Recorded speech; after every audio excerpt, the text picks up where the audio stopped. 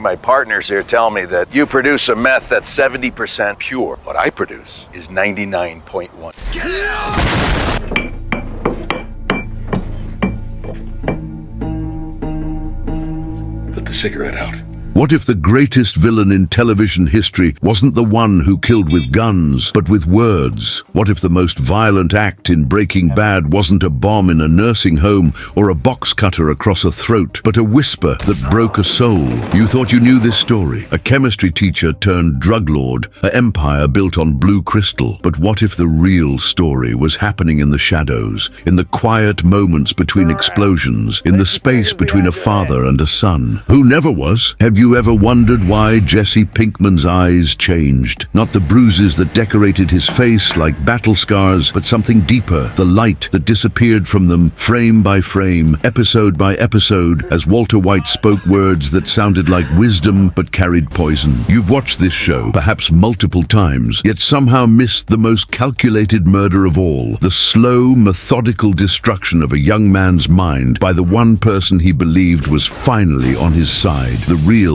monster of breaking. That wasn't the one who built the bomb or pulled the trigger. It was the one who broke a soul without ever leaving a mark. The tragedy of Jesse Pinkman isn't written in blood or measured in bodies. It's written in trust, in every "Yeah, Mr. White" that fell from his lips like a prayer to a false god. While you were watching Walt transform from Mr. Chips to Scarface, you missed the other transformation happening in plain sight. A lost boy becoming a broken man, piece by piece, manipulation by manipulation, at the hands of someone who claimed to be his savior. They call Walter White Heisenberg, but his greatest achievement wasn't chemistry, it was psychology, the precise understanding of what a fatherless young man craves most, and the ruthless exploitation of that hunger. What appears to be partnership was actually parasitism, a master manipulator feeding on vulnerability, drinking insecurity like wine, harvesting loyalty through calculated doses of rare approval, followed by crushing disappointment. In the cathedral of television anti-heroes, we've been worshipping at the wrong altar. We admired Walter's intellect, his transformation, his refusal to die quietly, but we failed to witness the true horror unfolding. The real monster of Breaking Bad isn't the one who knocks, it's the one who nurtures, the one who finds wounded bird, tends to its wing, only to clip it himself again and again until the bird believes flying was never possible at all. We break down the most perfect psychological warfare ever portrayed on television, where Walter White didn't just enter Jesse Pinkman's life, he invaded his mind. This isn't just another Breaking Bad analysis. This is an autopsy of a soul. When Jesse Pinkman screams, "He can't keep getting away with this," there was something far more sinister occurring, a psychological dissection performed without anesthesia, a deliberate dismantling of a human being's sense of self, purpose, and reality. We expose the true crime at the heart of Breaking Bad, not the blue meth that Walter White cooked, but the young life that he consumed. The relationship between these two men begins with a blackmail and ends with an empty gun. Between these moments lies the most intricate dance of manipulation ever choreographed for television. What makes it so devastating isn't just what happens, but how familiar it feels. How many of us have sought approval from someone who measured it out in drop, who made us question our own memory, who positioned themselves as our only ally while simultaneously ensuring we had no others. As we journey through the wreckage of Jesse Pinkman's psyche, you'll recognize patterns that extend beyond fiction. The tactical use of praise to create dependency, the strategic isolation to eliminate competing influences, the masterful application of intermittent reinforcement that addicts more powerfully than any drug. Walter White didn't just cook meth, he engineered a human breaking point with the precision of the scientist he always was. What we're about to explore isn't just a character study, it's a warning, a map of the invisible tactics used by those who seek not to love us, but to own us, those who enter our lives not to enrich them, but to use them as vessels for their own unfulfilled potential. You won't just understand Jesse Pinkman better, you'll understand how vulnerability becomes a weapon in the wrong hands, and how salvation can become the cruelest form of captivity. So settle in as we break down the breaking of Jesse Pinkman, a destruction so artful it was mistaken for development, a manipulation so perfect it was confused with mentorship. And ask yourself as we proceed, if you had been in Jesse's shoes, would you have recognized the ear trap before it closed around you? Or would you too have mistaken control for care, attention for affection, and a cage for a home? The answer might disturb you more than any violence Breaking Bad ever portrayed, because in the end, the most chilling aspect of Walter White isn't the lives he took with his hands. It's the one life he dismantled with his words. Let's begin this descent into the darkest relationship in television history, where "I did it for the family" became the greatest lie ever told, and where "say my name" was never about respect, it was about ownership. Before Walter White crashed into his life with all the subtlety of a chemistry explosion, Jesse Pinkman was already a young man, defined by absence. Absence of direction, absence of respect, absence of anyone who saw him as more than a punchline.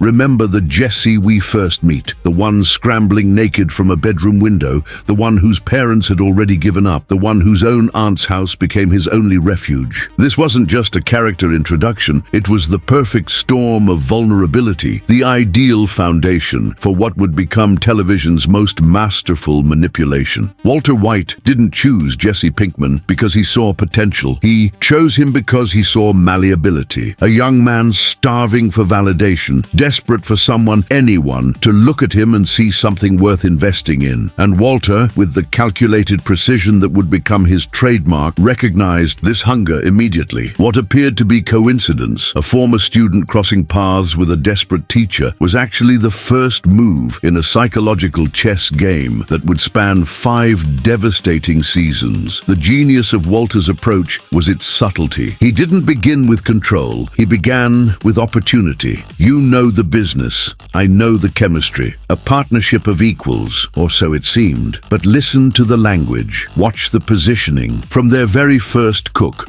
Walter establishes himself as the intellectual superior, the one with knowledge that Jesse lacks. Not with the brutality of later seasons, but with something perhaps more insidious, the air of the teacher who still sees Jesse as the student who failed his class. The dynamic was established from the start. Jesse would always be reaching, always trying to prove himself worthy of Walter's approval. Then came the moment that truly cemented their bond, the confrontation with Tuco Salamanca. Remember this, not just the explosion that Walter creates, but what it represented to Jesse. Here was a man willing to walk into danger for him. Here was someone who, unlike everyone else in Jesse's life, didn't abandon him when things got difficult. When Walter says, "This is what comes of your disrespect," he's not just threatening Tuco, he's performing for Jesse. He's showing a fatherless young man what protection looks like, what loyalty feels like. And Jesse, who has been discarded by every authority figure in his life, absorbs this moment like water in a desert. What makes this manipulation so perfect is how it builds on truth. Walter does protect Jesse again and again, from Tuco, from Gus's men, from the consequences of his own mistakes. But protection quickly becomes possession. Defense becomes dominance. The same man who stood up for Jesse becomes the one who will tear him down with surgical precision, knowing exactly which words will cut deepest. "Your meth is inferior to mine. You're a pathetic junkie, too stupid to understand." These aren't just insults. They're reminders of the power dynamic, carefully timed withdrawals of the approval Jesse has begun to crave. Walt's manipulation operates like addiction itself, offering just enough reward to keep Jesse dependent, while gradually increasing the pain threshold required to feel relief. This is how emotional captivity functions, through the precise measurement of hope and despair. By the end of their first chapter together, Jesse has already begun to measure his worth through Walter's eyes. Watch his face when Walter offers rare praise. It lights up with a desperate hunger that tells us everything about his childhood, about the father who likely never noticed his talents, about teachers who saw only his failures. "Apply yourself," Walter had written on Jesse's high school chemistry test. And now, finally, Jesse is applying himself, not just to cooking meth, but to earning the approval of the only person who seems to believe he's capable of anything at all. Notice how Walt's body language shifts in these moments, standing taller, speaking slower, maintaining eye contact. just long enough to make the praise feel genuine before withdrawing it. This isn't just dialogue, it's emotional choreography, designed to create dependency. This is how the trap is set, not with threats or violence, but with calculated moments of validation interspersed with crushing disappointment. It's a formula more addictive than any drug they could cook, a psychological compound designed to create dependency. And Jesse, already wounded by rejection, already defined by the absence of guidance, walks into this trap with a gratitude that will eventually bind him more tightly than any chains. The false father figure doesn't announce himself as false. He doesn't twirl a mustache or declare his intentions. He arrives exactly when you need him most, offers exactly what you've always craved, and makes you feel chosen when everyone else has cast you aside. By the time you realize the price of this selection, you've already paid more than you can afford to lose. This is how Walter White begins to break Jesse Pinkman, not with a dramatic betrayal, but with the quiet, constant reinforcement that without Walter, Jesse is nothing. And with a history that seemed to confirm this belief, what choice did Jesse have but to hold on to the one hand that didn't immediately push him away? If the foundation of Walter and Jesse's relationship was built on Jesse's desperate need for validation, then its walls were constructed from loss, specifically from the strategic exploitation of grief. No moment better illustrates this than the death of Jane Margolis, a tragedy that wasn't just witnessed by Walter, but orchestrated through his deliberate inaction. Remember the scene in excruciating detail. Walter breaking into Jesse's apartment, finding them both unconscious, accidentally jostling Jane onto her back, and then, in perhaps the most damning moment of moral failure in the entire series, watching her choke to death when a simple turn of her body would have saved her. But the true manipulation isn't in Walter's decision to let Jane die. It's in what follows. It's in Walter arriving at Jesse's drug den, lifting his broken body from the floor among addicts and squalor, and holding him as he sobs, providing comfort for a pain that he himself allowed to happen. This isn't just hypocrisy, it's psychological. Walter positions himself as Jesse's savior at the exact moment when Jesse is most vulnerable, most isolated, and most in need of someone to trust. The very hands that sealed Jane's fate now cradle Jesse in a perverse simulation of fatherly care. Notice how Walt doesn't just comfort Jesse, but physically positions himself as the only stable element in a chaotic frame. The camera work reinforces what Walt is doing psychologically, making himself the literal center of Jesse's disintegrating world. The rehabilitation period that follows reveals the calculated depth of Walter's approach. He doesn't rush Jesse back to work. He allows him time to heal, not out of compassion, but out of strategy. Watch how Walter speaks about recovery, about taking things one day at a time. There's genuine knowledge in his words, echoes of his own cancer journey. This isn't just manipulation. You're goddamn right.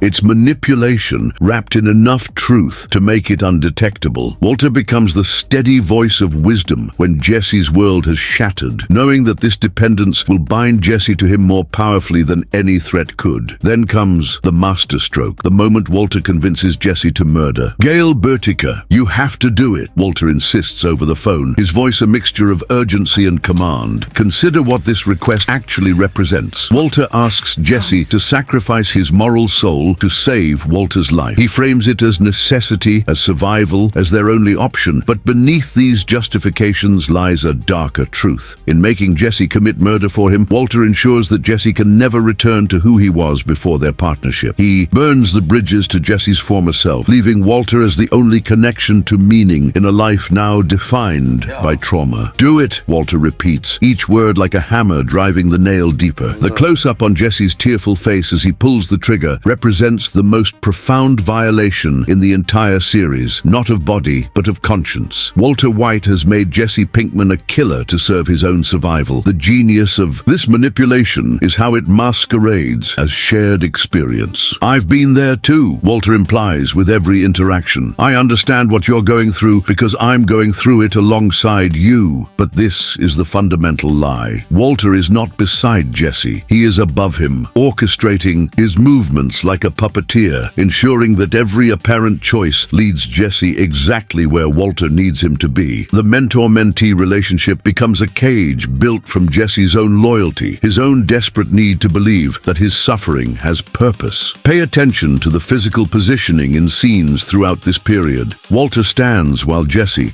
sits. Walter speaks while Jesse listens. Walter decides while Jesse follows. This isn't just directorial choice, it's the visual representation of the psychological dynamic being established. Even in moments of apparent collaboration, camera tells us who holds the power. And Jesse, still reeling from loss, still desperate for direction, fails to see the pattern forming around him like walls. What makes this stage of manipulation so devastating is how it targets Jesse's deepest conflict, his desire to be good. In a world that keeps demanding evil, Walter doesn't just ask Jesse to commit crimes, he systematically dismantles Jesse's moral framework, replacing it with a distorted value system where loyalty to Walter supersedes all other considerations. You either run from things or you face them, Walter tells him after Jane's death. A philosophy that sounds like courage, but actually demands complicity. Face what exactly? The increasingly unconscionable acts that Walter requires? The abandonment of every principle that might lead Jesse away from Walter's influence. By the time Jesse pulls the trigger on Gale, a gentle, innocent man whose only crime was being capable of replacing him, the transformation is well underway. Jesse doesn't just kill Gale, he kills a part of himself. The tears that stream down his face as he commits this act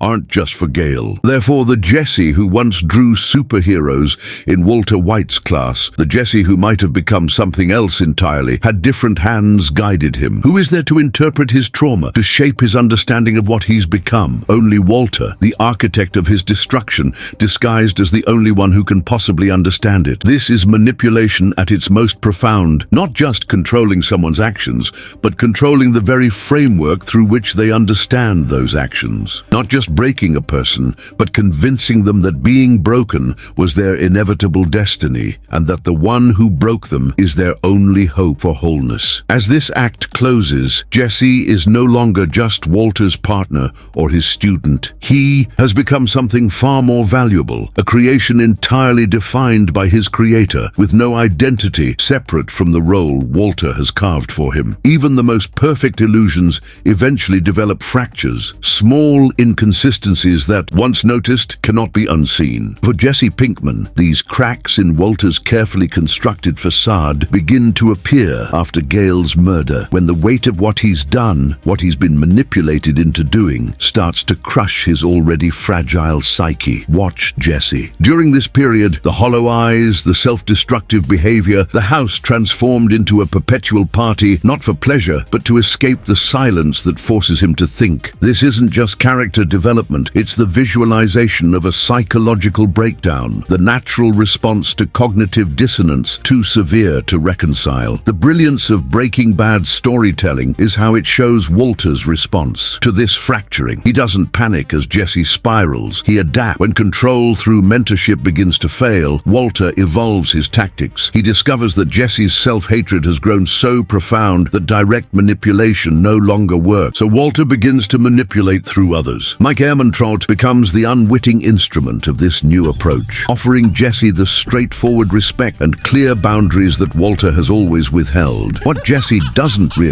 can't realize in his broken state, is that his growing bond with Mike is itself part of Walter's calculation. Remember the scene where Walter tells Jesse he's using you, referring to Gus and Mike's apparent trust in Jesse. This isn't just jealousy speaking, it's projection in its purest form. Walter accuses others of precisely what he himself is guilty of, creating a world where everyone is as manipulative as he is, where Jesse must return to Walter not because Walter is trustworthy, but because everyone is equally untrustworthy. The tragedy of Jesse Pinkman is not that he suffered, it's that his suffering didn't need to occur at all. Behind the meth empire and the murders and the money, Breaking Bad tells a quieter, more devastating story about the vulnerability of those seeking guidance in a world that offers few genuine mentors. It tells us how easily the desire for approval can become the chain that binds us to those who would use our loyalty as a weapon against us. It shows us that the most dangerous prisons aren't built from concrete and steel, but from words and wounds and the desperate human need to believe that our pain has meaning. This is why Jesse's final scream as he drives away isn't just catharsis, it's rebirth. The sound begins as anguish, but transforms into something like freedom, perhaps the first authentic emotion he's expressed since Walter White first whispered 50-50 partners